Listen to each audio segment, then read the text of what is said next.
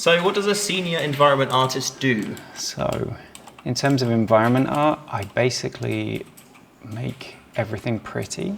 Okay. So, I'm usually provided with a functional layout of a level by a level designer. And then it's my job to contextualize it into something that you would understand in the real world. Okay, cool.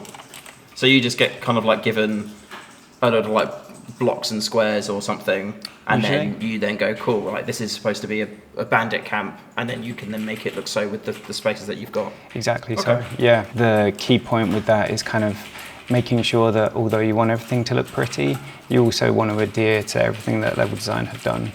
You want to be able to not shoot through walls, you want to have blockers to prevent players going into particular places, or you want enemies spawning in the correct location. It's a bit of back and forth between us to get that working in synergy. Okay.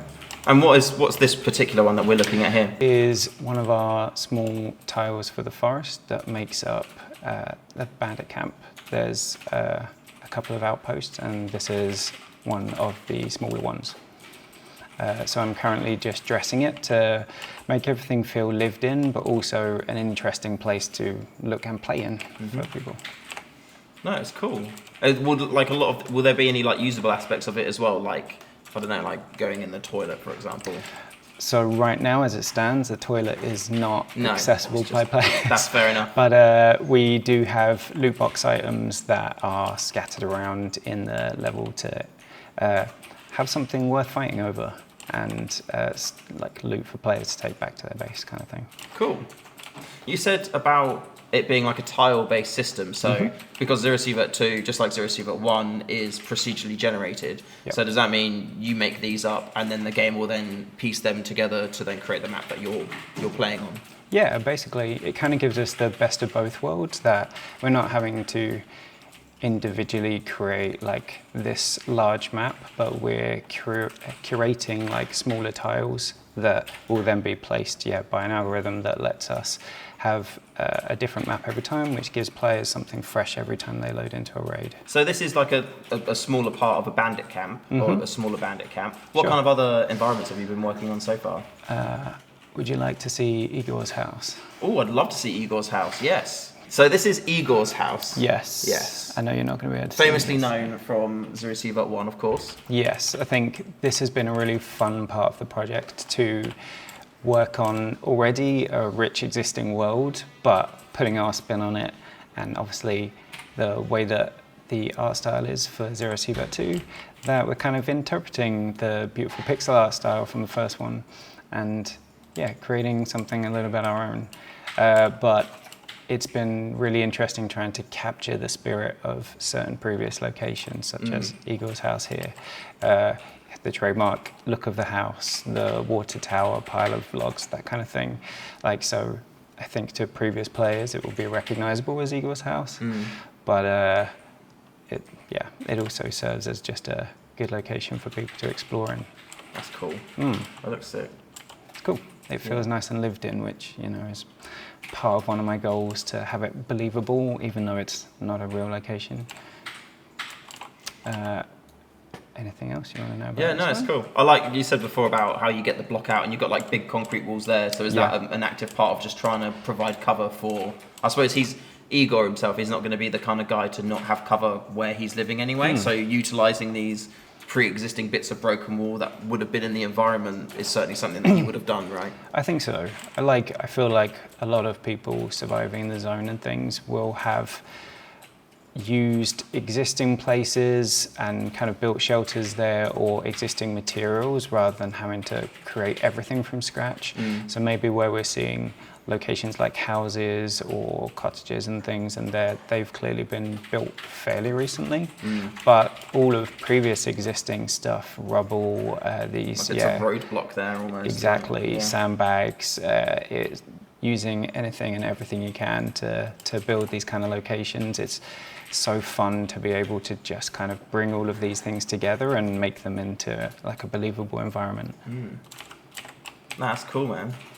Do you I was sneaking earlier and I saw that you had this kind of like large world map with like a load of different look like tiles on there as well. Could we have a little look at that? We can, yes. Might take a little longer to load. Let's have a look. that ammo tin there, is that like a lootable item that's in the environment, or is that more just like an art piece that's been put there? No, that's lootable. That'd be lootable. Yeah, Okay, anything cool. that looks more intentional than that. This is cool. Oh, cool. Yeah. So. I don't know how much of this you want me to show, because this will show like quite a lot of the forest in its tiles and stuff. Or we can be selective What's this about one? what Yeah, we're talking about. we got to save some for future videos. So let's have a let's look at this one. So what's this place? So this one is our boar patch, which Cool. players will be familiar with, a hunting ground for either party involved here. Boars running wild, charging at players, the familiar sort of rock formations, the muddy ground, the sort of environment that they would survive in. I think it's a really nice shape and silhouette for players to sort of recognize as they approach this space and be like, oh, okay, it's very recognizable at a glance. You kind of know what you're walking into. As I was saying earlier with the level design, that it's important to keep these areas really readable. So throughout the tile, these pathways are all very clear and kept good, so that like gameplay is kept safe for players. Keep it pretty, but also have it functional. That's the end goal. Why are all the trees wonky? Is like Zakov now an incredibly windy place from one direction, or what? Everything's been absolutely blasted just from one cardinal direction. It's the emissions.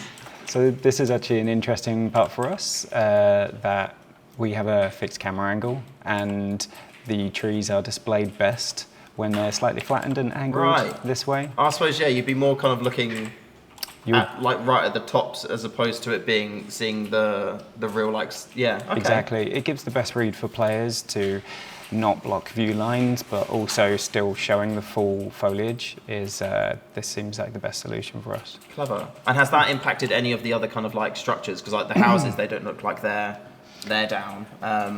Is it just mainly more taller, bigger things, or anything else? It's mainly large towering structures like these kinds of trees and things that would otherwise be obtuse and kind of towards the camera a bit too much, and they look a bit strange, like compressed by the angle that we're viewing from. But everything else kind of sits fairly well. We do have to obviously be super mindful of behind objects and players moving through a three-dimensional space, but with a fixed isometric camera angle. You have to be very mindful of keeping areas like there's no snagging points and things like that. That's, again, as I was saying, keeping these areas super clean. It's easier for the AI to deal with, and it's easier for players as well. Cool. Wicked. That's awesome, man. Thanks.